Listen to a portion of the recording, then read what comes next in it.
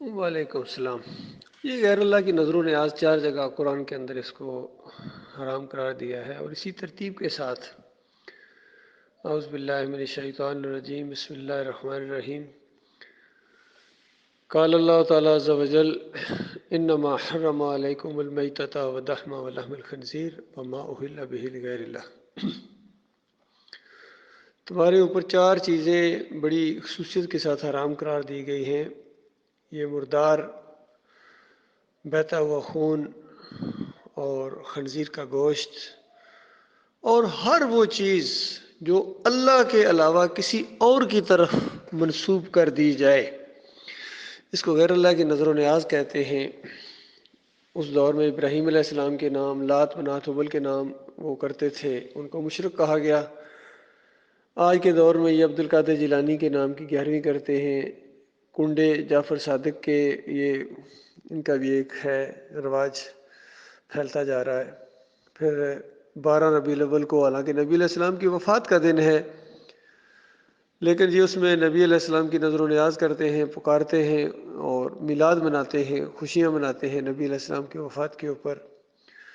تو شیطان نے ان کو الٹی پٹی پڑھا دی ہے۔ صحیح دین اب بہت کم لوگ ہیں جو اس کو سمجھتے ہیں، لیکن ایک عظیم اکثریت انسانوں کی شیطان کے جال میں آ گئی ہے، اور سب سے زیادہ جو شیطان کی گوڑی بنے ہیں وہ یہ مسلمان لا الہ الا اللہ محمد رسول اللہ پڑھنے والے ہیں۔ دیکھیے کلمہ پڑھتے ہیں لا الہ الا اللہ، اللہ کے علاوہ کوئی الہ نہیں۔ الہ وہ ہوتا ہے جو سارے اختیارات اپنی مٹھی میں رکھے، جس پر بھروسہ کیا جائے، توکل کیا جائے، جس کی نظر و نیاز کی جائے، پکارا جائے مدد کے لیے، نفع نقصان کا جو مالک ہو، براہ راست سنتا ہو، وہ اللہ ہے۔ اور ہم کہتے ہیں لا الہ الا اللہ، اللہ کے علاوہ کوئی الہ نہیں، کوئی نہیں جس کو پکارا جائے۔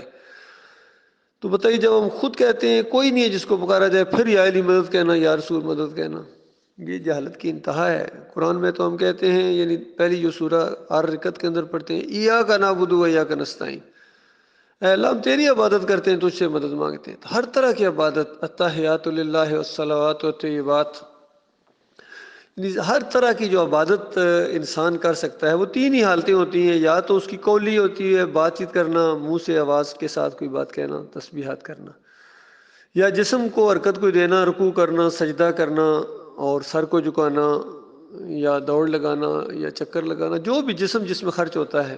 بال برابر بھی اگر جسم جس چیز میں عبادت کے لیے خرچ ہوتا ہے وہ خالص اللہ کے لیے ہے۔ اور تیسری چیز ہے نظر و نیاز کا معاملہ ہے، جس میں مال خرچ ہوتا ہے۔ تو اس میں یہ چاہے چاول ہوں یا بریانی ہو یا یہ جو مٹھائی ہو، جو بھی ہو، نظر بکرا چھترا ہو، مرغی ہو، انڈا ہو، اگر اللہ کے علاوہ کسی اور کا چڑھاوا چڑھایا، کسی قبر کے اوپر، کسی مزار کے اوپر، کسی پیر صاحب کے سامنے، یا کسی ایسی جگہ جہاں پیر صاحب بیٹھا کرتے تھے وہاں جا کے دیگ پکائیے جی۔ جس طرح ہمارے علاقے کے اندر ایک نکروڑے والی سرکار ہے، ایک بابا صاحب سبحان ہے، ایک کلیاں والی سرکار ہے، چڑھا والی سرکار ہے، مینڈ تھب ہے، اور کلیام شریف ہے، ہر کفر و شرک کے ساتھ شریف لگا دیتے ہیں۔ جیسا گولڑا شریف ہے، وہاں جناب تونسا شریف ہے، لاہور شریف پتہ نہیں کیوں نہیں کہتے ہیں، ملتان شریف کہتے ہیں، بریمام شریف ہے، ہر چیز، بغداد شریف ہے۔ جو کفر شرک کا ڈین کا ہوتا ہے وہاں شریف ساتھ لگا کے اس شریف کا نام جو ہے نا، وہ جو کرپشن کریں، مذہبی کرپشن کریں، دینی کرپشن کریں، بس نام شریف ہے جی۔ تو نام رکھنے سے کچھ نہیں ہوتا ہے، اصل چیز تو یہ وہ کارنامے کیا انجام دے رہا ہے، وہ کرتوت کیا کر رہے ہیں، یہ اصل چیز ہے۔ یہ بالکل غیر اللہ کی نظر و نیاز ہے، یہ حرام ہے، سور کے گوشت سے زیادہ حرام اللہ تعالیٰ نے اس کو قرار دیا ہے۔ جو اس کو نظر و نیاز کرتا ہے یہ عبادت ہے۔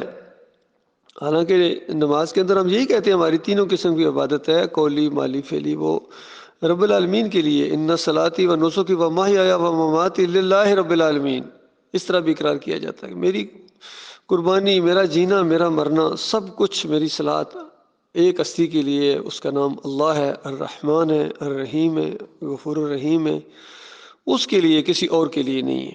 تو یہ انبیاء ہمیشہ یہی تعلیم دیتے رہے، ایمان کی، عقیدے کی، توحید کی، ان کا بہت زیادہ لگاؤ ہوتا تھا اللہ کی بندگی کے ساتھ۔ وہ کبھی بھی اس طرح کی تعلیم نہیں دیتے تھے کہ تم اللہ کو چھوڑ کر ہماری یا کسی اور کی کرنا شروع کر دو۔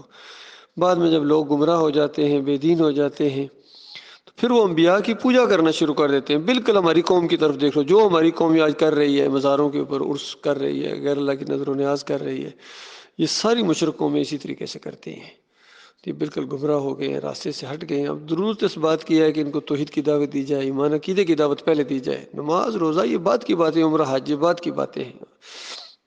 ایک گیارہویں کرنے والا، غیر اللہ کی نظر و نیاز کھانے والا، کنڈے کرنے والا، یا علی مدد کے نعرے لگانے والا، گھوڑے کا پجاری، گائے کا پجاری، یہ نماز پڑھے گا تو اس کو کیا ملے گا؟ اس کو تو نماز کا معنی بھی نہیں آتا ہے۔